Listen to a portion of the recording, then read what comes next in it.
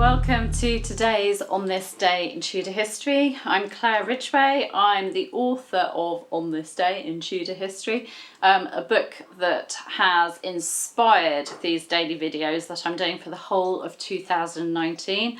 There are lots now. You can go back to the 1st of January and watch the very first one.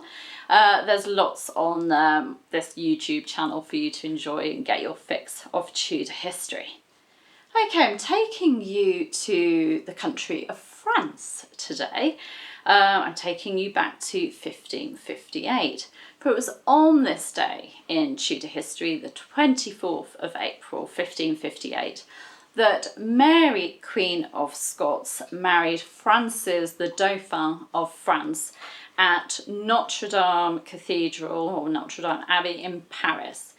Of course, Notre Dame is that beautiful cathedral that has recently been hit by that awful fire. I mean, just watching that recently and on the news and seeing that spire fall and that, I think everyone that watched that got rather choked up because it's such a symbol of Paris and France. So a very historic place where these kind of historic events took place.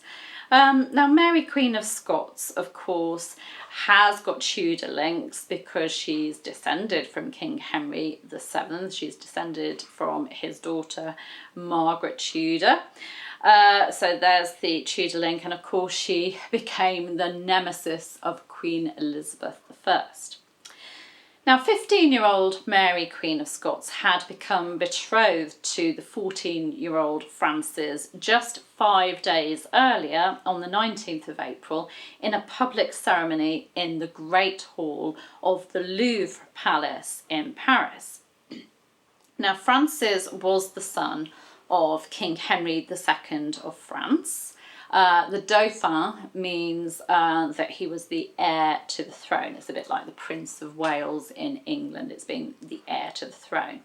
And Mary, of course, was Queen of Scots. She'd become Queen of Scotland at the age of just 6 days when her father, King James V, had died in 1542. Pierre de Bourdeille, Seigneur de Brantôme, wrote of their marriage in his book, The Book of the Ladies, or Illustrious Dames. He wrote, "This lady and princess pleased France so much that King Henry was urged to give her in alliance to the Dauphin, his beloved son, who for his part was madly in love with her. The marriage was therefore solemnly celebrated in the great church and the palace of Paris, where we saw this queen appear more beauteous than a goddess from the skies, whether in the morning going to her espousals in noble majesty, or leading after dinner at the ball, or advancing in the evening with modest steps to offer and perform her vows to Hymen, so that the voice of all as one man resounded and proclaimed throughout the court and the great city that happy 100-fold was he, the prince, thus joined to such a princess. And even if Scotland were a thing of price, its queen outvalued it, for had she neither crown nor sceptre, her person and her glorious beauty were worth a kingdom. Therefore, being a queen, she brought to France and to her husband a double fortune." This was what the world went saying of her, and for this reason she was called Queen Dauphine, and her husband the King Dauphin, they living together in great love and pleasant concord. So some beautiful words about Mary there. Victorian historian Agnes Strickland drew on French sources for her account of the couple's wedding in her book Lives of the Queens of Scotland and English Princesses. She stated that according to the official chronicler of the Hotel de Ville, Mary was dressed in a robe whiter than the lily, but so glorious in its fashion and decorations that it would be difficult, nay, impossible, for any pen to do justice to its details. Her regal mantle and train were of a bluish grey cut velvet, richly embroidered with white silk and pearls. It was of a marvellous length, full 6 toises, covered with precious stones, and was supported by young ladies.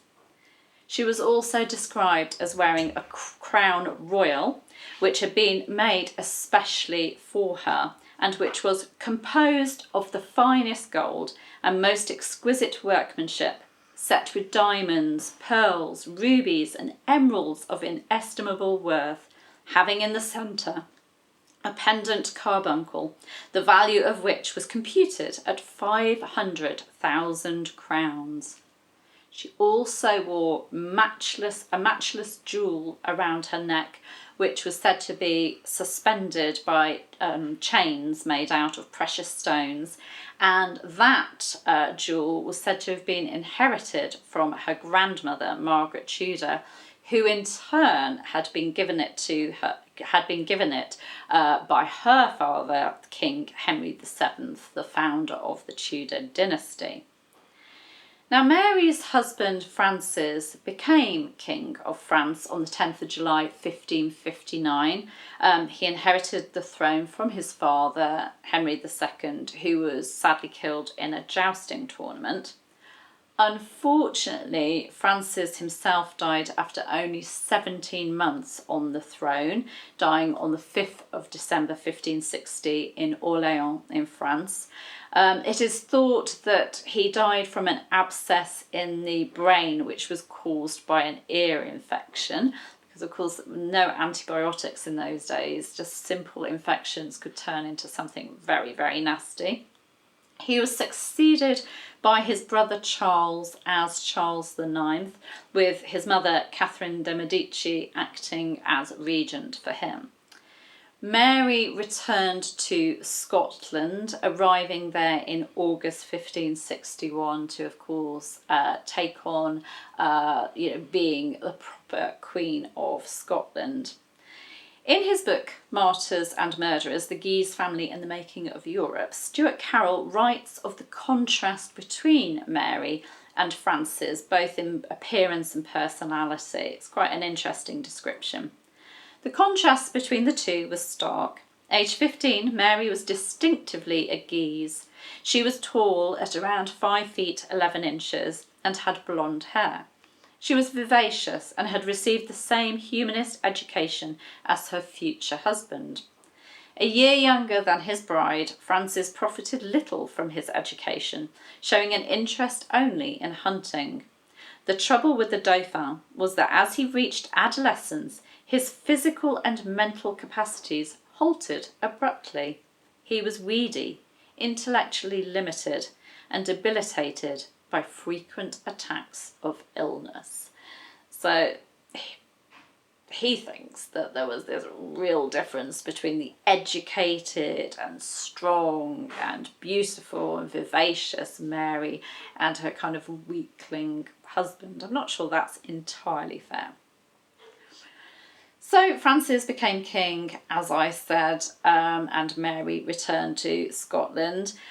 So, Mary and Francis, that's our On This Day in Tudor History for today, the 24th of April 1558, the wedding of Mary, Queen of Scots, and Francis, the Dauphin of France, in that beautiful historic building of Notre Dame in the capital of France, the city of Paris. Anyway, you can subscribe to this channel by clicking around there. You can hit the bell to be notified as well. I'm so glad that you're enjoying this series of On This Day in Tudor History videos, and I'll be back tomorrow with another Tudor goodie for you. See you then. Take care. Bye bye.